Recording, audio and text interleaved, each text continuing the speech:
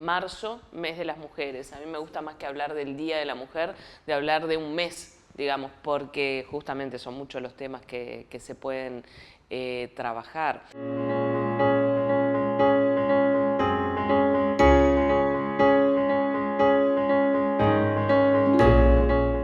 Si yo pienso en los últimos 30, 40 años, digamos, lo que observo son, a mí me gusta definirlo quizás como algo, como una sensación ambivalente, porque por un lado veo grandes avances, no podemos negar los avances, sobre todo en el campo del reconocimiento de los derechos de las mujeres, la incorporación de las mujeres al mundo de lo público, al mundo, digamos, de la política, de la esfera social, pero por otro lado encontrar todavía grandes nudos que uno se pregunta cómo a esta altura, en pleno siglo XXI, seguimos con los niveles de violencia de género, seguimos con temas vinculados a los derechos sexuales y reproductivos que no están resueltos y que han sido tema de las grandes movilizaciones que se observaron el 2018 y suponemos que se van a observar este año en torno al Día de la Mujer, y con un tema que a mí por lo menos me encantaría saber, Rita, tu opinión, porque a mí me preocupa muchísimo, que es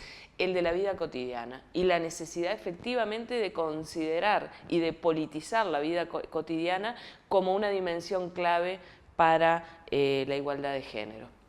Sí, uy, son muchas cuestiones, ¿no? Muchas. Pero quizás en primer lugar decir que no son 40 años.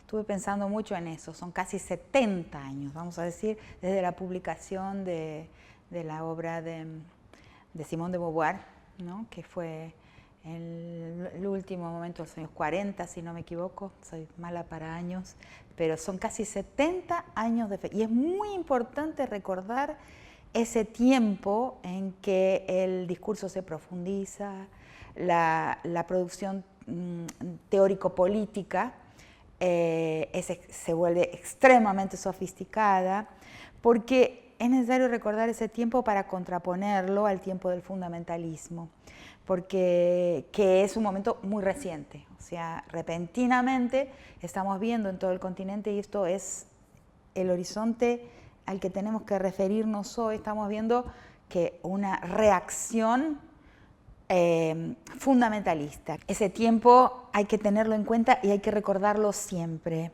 porque a veces se han equiparado la posición nuestra hoy, que es una posición muy firme, muy segura y además muy transgeneracional. Vemos la elección de las niñas, de las muy jovencitas, su reflexión, su manera de argumentar, que es despampanante, como decimos en el Río de la Plata, que nos deja tranquilas, porque llegó a ya está catapultada hacia el futuro.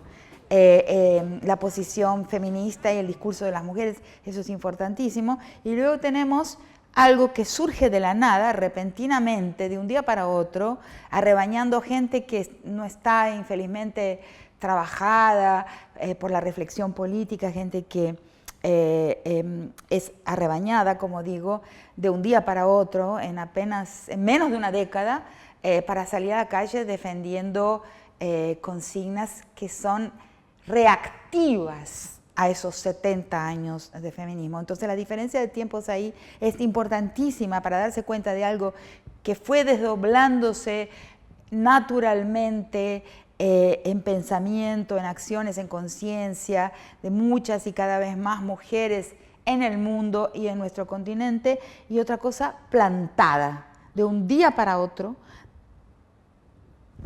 por una mano oculta, yo diría, que se pone a intentar bloquear nuestro progreso en mostrarle al mundo que el orden patriarcal es un orden infeliz, un orden opresivo, ¿no?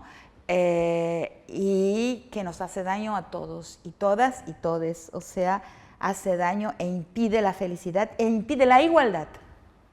Absolutamente. Yo me refería a los 40 años solamente como para decir, bueno, tomemos un punto, pero me parece mucho mejor hablar, sí, efectivamente, desde el surgimiento, digamos, desde la obra que coincido contigo, la obra de Simone de Beauvoir como fundadora, si querés, de aquel feminismo, ¿no?, histórico de la primera ola. A mí me parece súper interesante esa reflexión y lo que vos decías recién de esta nueva generación, digamos, estas gurisas o estas chiquilinas que vemos en la calle, y chiquilines también, ¿verdad? Porque Sí. no es un tema solo de las jóvenes mujeres, sino que se los observa también a los jóvenes varones en la calle reclamando y plantando algunos temas que en definitiva a las que trabajamos este tema nos llevan a preguntarnos, bueno, finalmente, ¿será que estamos mostrando que realmente esta desigualdad o esta relación tan opresiva sobre las mujeres que hemos tenido históricamente no es un accesorio, sino que es una dimensión central de los fenómenos de dominación, en las bases del patriarcado, ¿verdad? Digo, pero creo que por ahí hay unas pistas súper interesantes también para reflexionar hoy.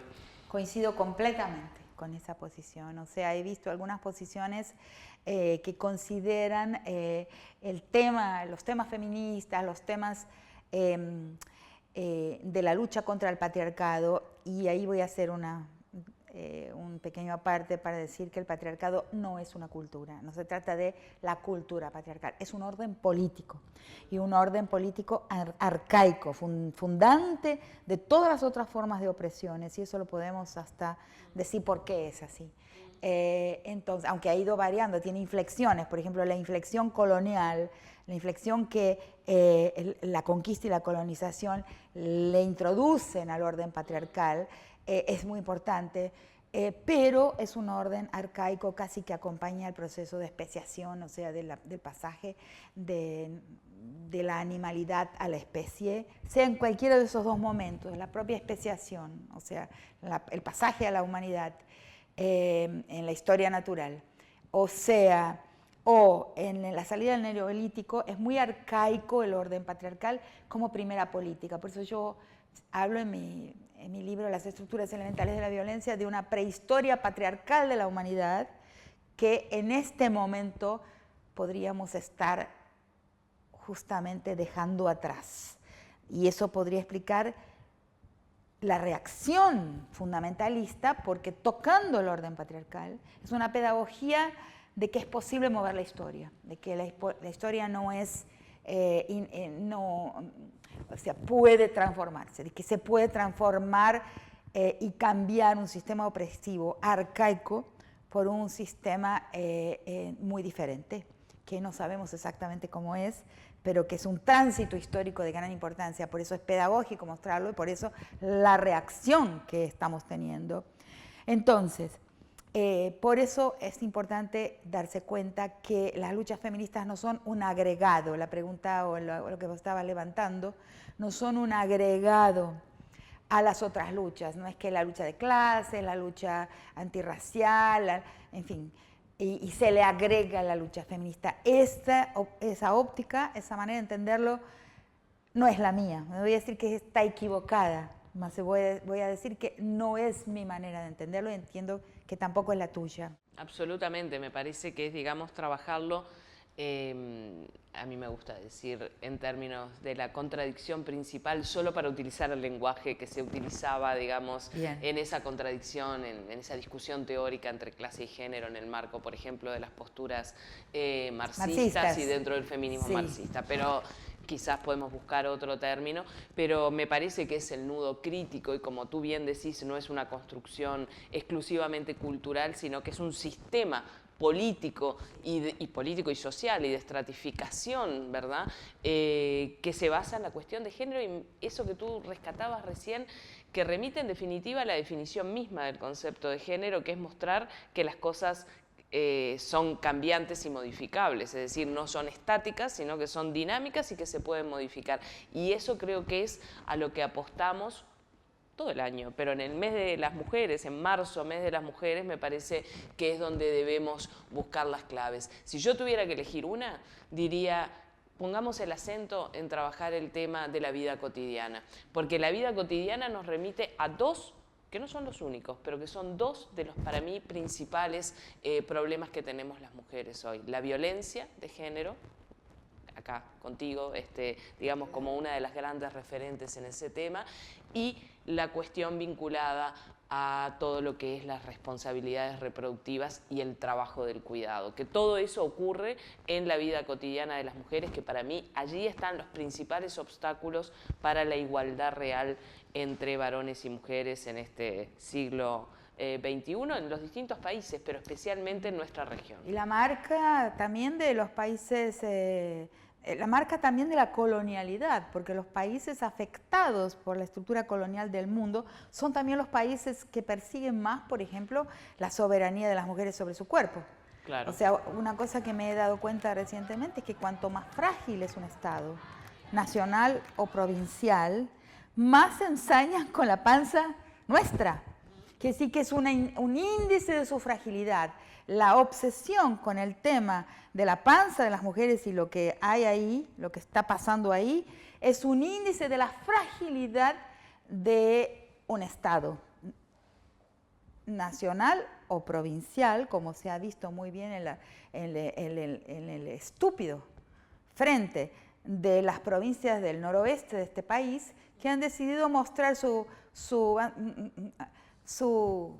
capacidad de decisión sobre cuestiones de Estado, mandando andar para atrás la conquista importantísima que habíamos tenido en el Congreso Nacional en diputados cuando se votó a favor de la descriminalización. Fueron estas provincias criollas, endebles, inseguras en su racialidad, que mandaron de andar para atrás. Tucumán, me refiero a Tucumán muy especialmente, estoy hablando, claro, desde Argentina, ¿no?, que es mi país.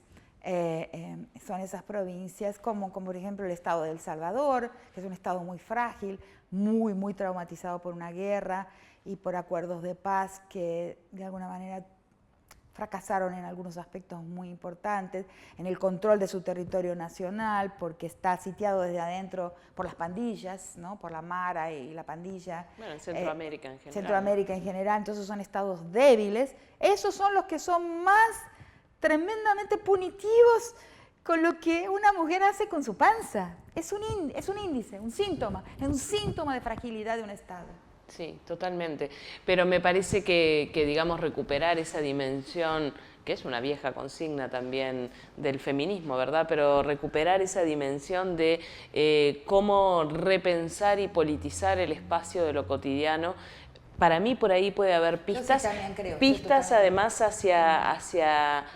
hacia, bueno, lo que queremos, que esta mirada más desde la emancipación, desde la teoría crítica, desde la búsqueda, en definitiva, de alternativas de convivencia al modelo que conocemos, que como tú decías al comienzo, es profundamente infeliz.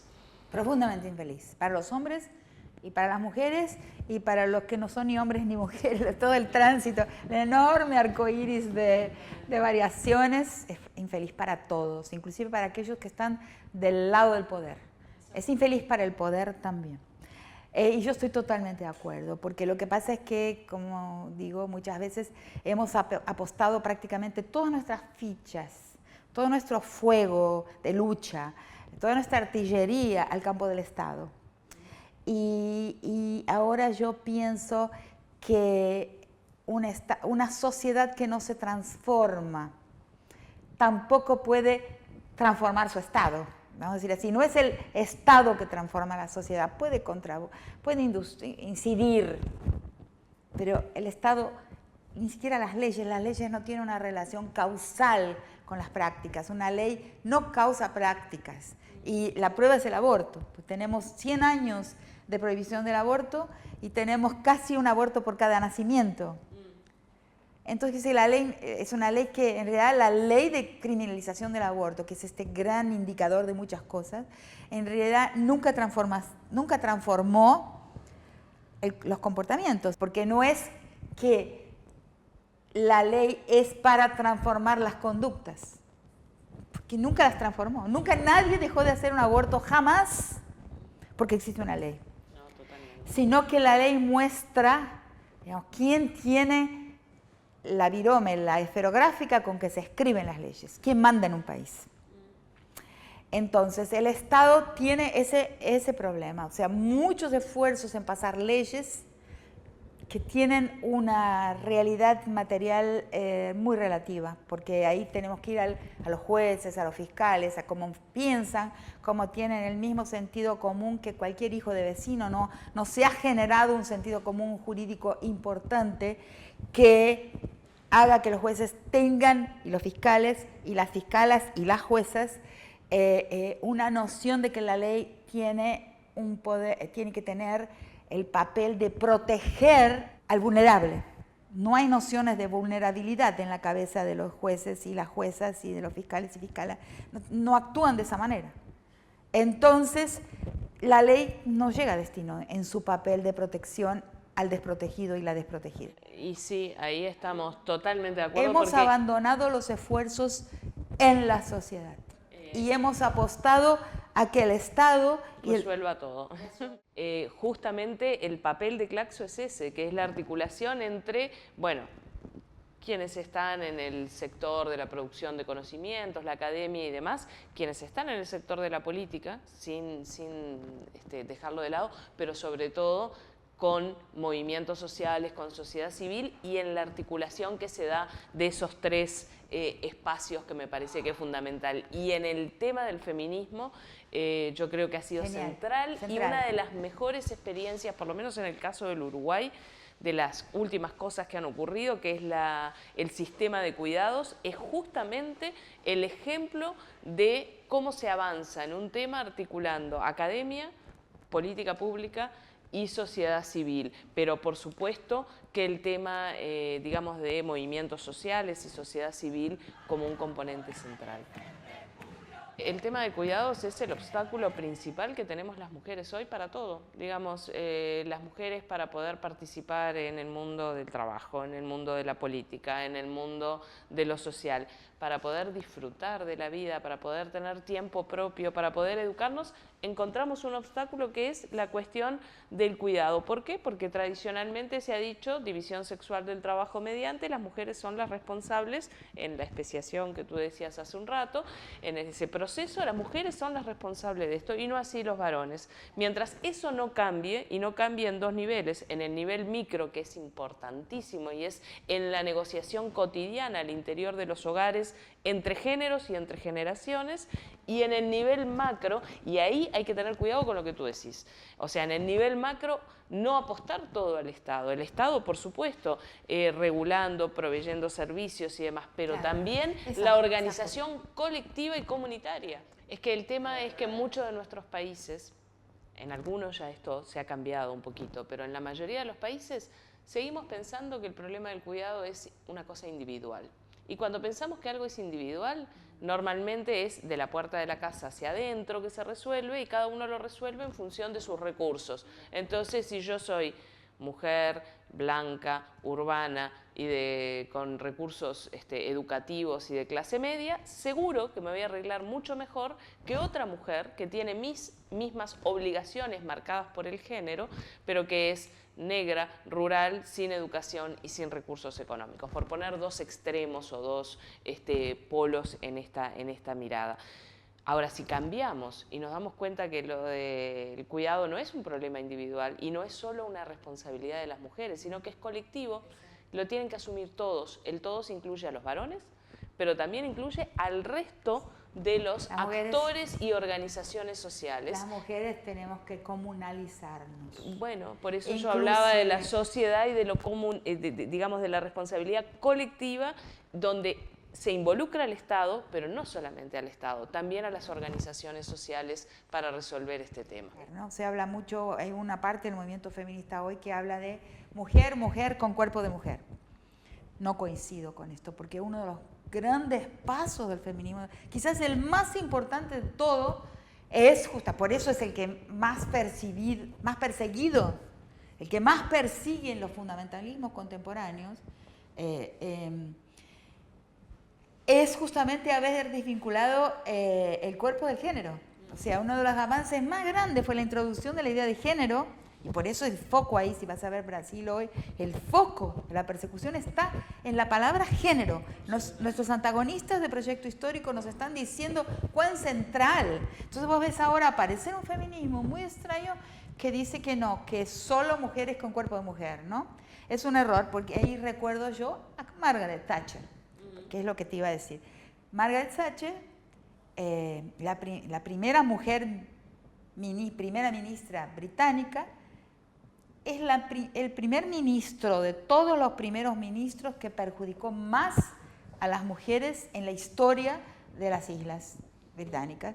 Por eso yo insisto con esa idea del pasaje de lo individual a lo colectivo. En la medida que entendemos que es colectivo y que se requiere una respuesta colectiva, hay por lo menos 4 grandes actores que están llamados a tener responsabilidad en eso. El Estado, la comunidad, la familia y las formas mercantiles que conocemos de provisión, por ejemplo, de servicios, ¿verdad? Cuando uno lo plantea a nivel colectivo. Entonces, a mí me parece muy bueno lo de la comunidad, me parece también, por supuesto, la discusión a nivel de la cuestión familiar, pero bueno, me gusta insistir también en la responsabilidad del Estado en garantizar determinado tipo de servicios, de la misma manera que le exigimos al Estado que garantice educación, o que garantice trabajo, o que garantice, depende del país, ¿verdad?, seguridad social. Este tema del cuidado, me parece que hay también un componente muy fuerte de responsabilidad estatal, más allá de que no es el único, estoy de acuerdo. Lo que pasa es que tenemos que estar preparados, porque cuando el Estado nos traiciona, por supuesto, que es muy a menudo, sobre todo más acá que allá, pero allá también. Eso fue una traición del Estado. Cada vez que hay desempleo, hay una maniobra para mandar a las mujeres para casa. Por supuesto, lo hemos visto en todos los países. Todo el tiempo. Entonces, hay que estar, la sociedad tiene que estar preparada para protegerse a sí misma. Pero es que eso es el componente, reitero, para mí importante del control ciudadano, ¿verdad? Es decir, bueno, las organizaciones ciudadanas ejerciendo su derecho, digamos, bueno, de participación y de control sobre las políticas y los temas que se están abordando a nivel de estados y gobiernos. Pero me parece que ahí tenemos todavía un tema pendiente en el campo de los derechos de las mujeres. No sé qué pensarás vos sobre eso, pero que sí creo que hubo un viraje en el feminismo. En América Latina y después en otros países. Yo soy un poco rigurosa y un poco, quién sabe, un poco demasiado crítica. Por ejemplo, tenemos nuestra propia historia de las mujeres y del feminismo en América Latina y en nuestro país de una manera muy clara. No se trata del Me Too. El Me Too es otra cosa, los feminismos, o sea, yo les llamo al feminismo de los Estados Unidos para marcar la diferencia con los nuestros, y creo que marcar esa diferencia es importante en este momento, pues son 2 historias que vienen de colonizaciones diferentes, la colonización anglosajona y la colonización iberoamericana, son 2 historias tan distintas. Entonces yo a los feminismos de los Estados Unidos, excepto en muy raras excepciones, como es por ejemplo la excepción de Judith Butler, en general la línea del feminismo del norte yo le llamo de feminismo pilgrim, o sea, es un feminismo puritano, o sea, donde entra el Estado, se coloca en el medio y rige la relación, o sea, es un feminismo que vive con un abogado dentro de la almohada. Los nuestros, yo creo que debemos preservar, y este es un momento crítico, la capacidad de negociación entre las personas de su sexualidad. O sea, qué deseo yo de vos, qué puedes desear vos de mí, qué deseo yo de él, qué puede desear él de mí. O sea, tiene que preservarse la capacidad la soberanía de cada persona para negociar frente al otro su deseo y los límites de ese deseo y de su sexualidad. Entonces, esa es la diferencia central entre el Me Too y nuestras luchas. Y para mí eso hay que ponerlo en palabras y decirlo claramente. En nuestros estados, porque realmente quizás porque sean menos confiables que el Estado del Norte, porque su relación Estado-sociedad sea otra, originada justamente en una historia de colonización muy distinta. Quien llegó al territorio del norte, los pilgrims, puritanos, su historia. Y la nuestra, llegaron violadores, ¿no? Pero que violaron indias y negras, que de alguna forma a lo largo del tiempo hubo ahí una negociación también. Voy a hablar por mí, no tengo miedo a hablar por mí, en el sentido de que soy muy crítica de un feminismo victimista, por ejemplo. La mujer a lo largo de nuestra historia ha tenido formas de sobrevivencia, de acción y de autopreservación y de gestión de su propia vida, a pesar de la violación que cayó sobre ella todo el tiempo. Me gusta pensar en la mujer agente, en la mujer que preserva un margen de poder y de negociación importante. Y para mí ese es uno de los puntos más importantes del 8 de marzo, o de lo que a mí me gusta, como decimos en Uruguay, marzo, mes de las mujeres.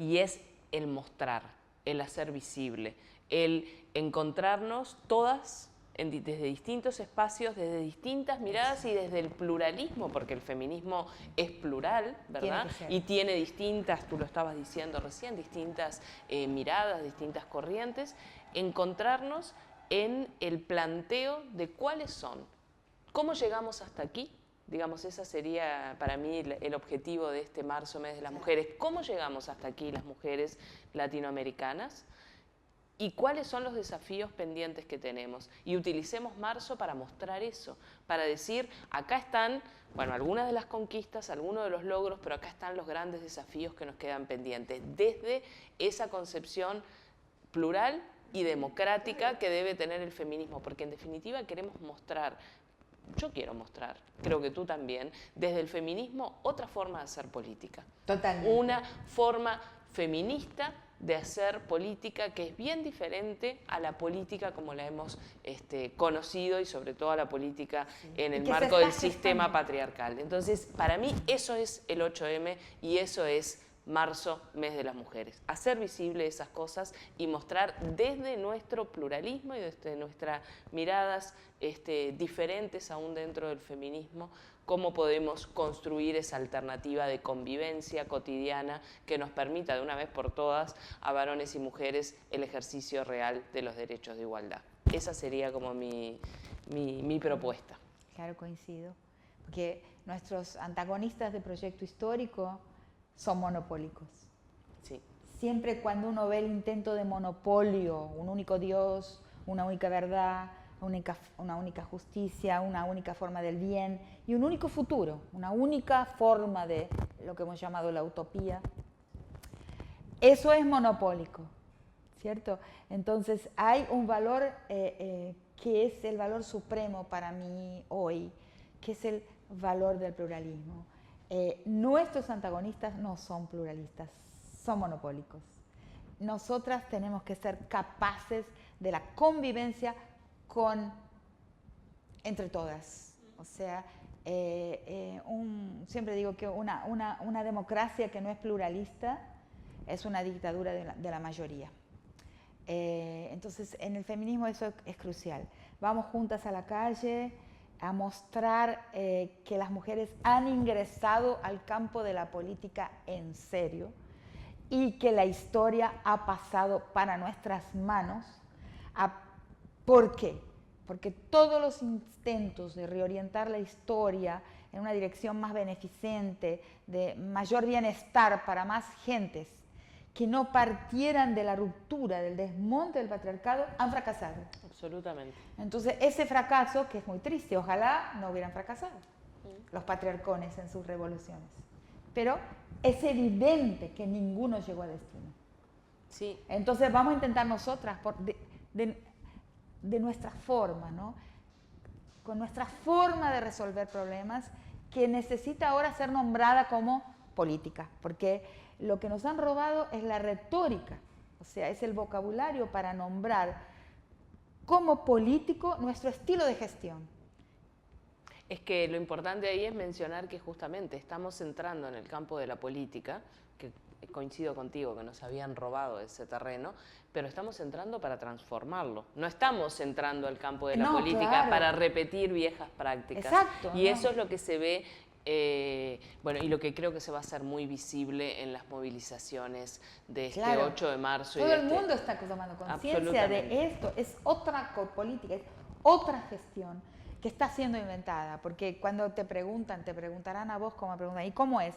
Está siendo creada. Yo no soy, yo solo estoy detectando, soy analista, estoy mirando la realidad, que es nuestro trabajo, ¿no? Como científicas sociales. Estamos mirando, pero estamos viendo que otra cosa está surgiendo. Hay que dejarla surgir y nuestro trabajo va a ser ponerle nombres, nombrarla, generarle una conceptualizarla. Exacto.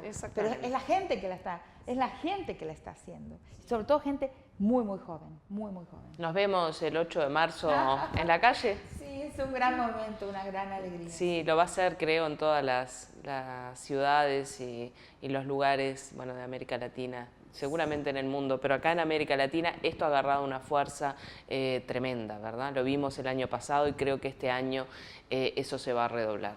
Sí, señora.